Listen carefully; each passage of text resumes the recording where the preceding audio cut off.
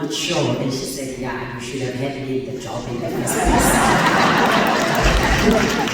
And so Maria worked her magic that after the opening night of Thursday, I said, I brought machine, I'm sold out, I don't need you anymore. So I am Bula Twala. I stand here representing many friends, colleagues, and collaborators who work closely with Maria.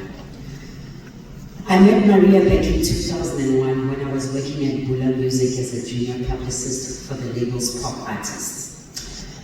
One day, Maria of Rage.co.za came looking for me. She knew me by name and the artists that I represented at the time, and she wanted all of them on her website. She immediately demanded pictures, access to their upcoming activities, which had not yet been announced yet. It was still in strike. And she stood there at reception waiting for me. I was high-key terrified of her. She was so resolute. I don't remember how that first meeting ended, but I found myself strong-armed into letting her behind the scenes of a music video shoot happening later that week. She didn't succumb to conventional rules and unnecessary red tape. Even though I hadn't cleared it with my boss yet, Maria was the only person on that set capturing all the content.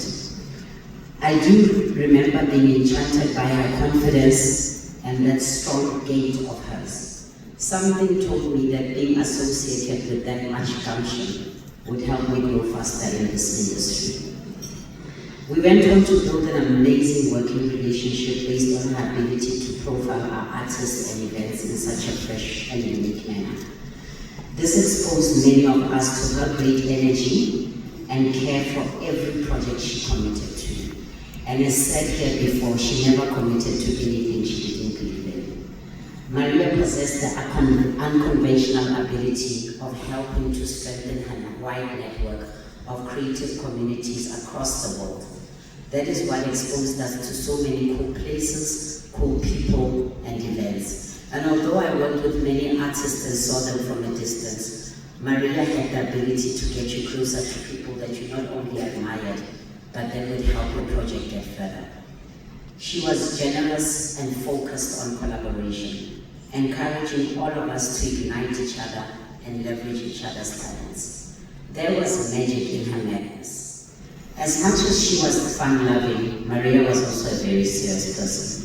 She didn't work on anything she didn't believe in, as I said. And she worked closely with us at the Hugh Masekela Heritage Foundation for over 12 years, helping us to mold and shape the communication strategy across the different projects, and ensuring that we keep them accessible, relevant, and especially elevating the body of work of one of her close friends, Brahim.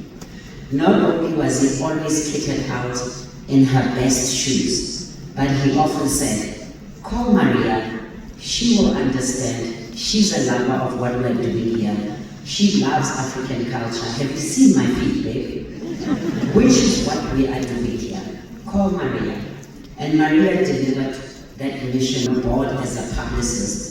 She would also insert herself in the events program and ask you why you hadn't booked this artist and should book this artist. She would advise on the merchandise so that it reflects what matters and obviously has an African touch, and that you are not lagging behind with what she used to call tired ideas.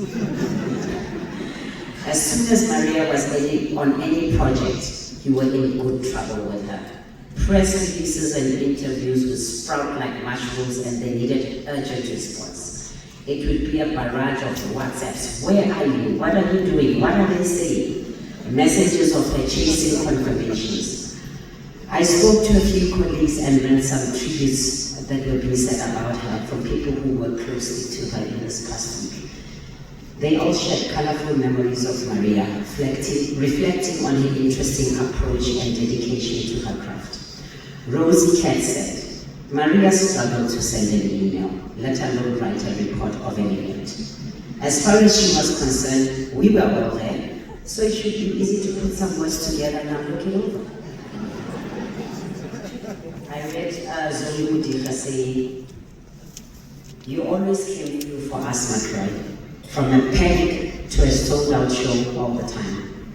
Another colleague, Josh Jojo, said, Maria would spring an interview request on you, and God forbid you couldn't make it. She'd fix you with a withering look or a tone on the phone and follow with, well, do you want me to do PR for you or not? At her inaugural Making It conference in March, we were anxious about getting the target audience to attend. Maria came to the rescue with her I've got you attitude. Not only did she lock us down with crowds, but she let us loose on the dance floor afterwards. That's Shadutwala. Maria would call me from Johannesburg to tell me she'd secured a great interview. Then almost in passing, she would mention that it was going to require that I be up at 3 a.m. New York time sometimes, in full makeup. Before I had a chance to push back, she would already have convinced me that it was what the story being told needed. She was always right, of course. That is so me.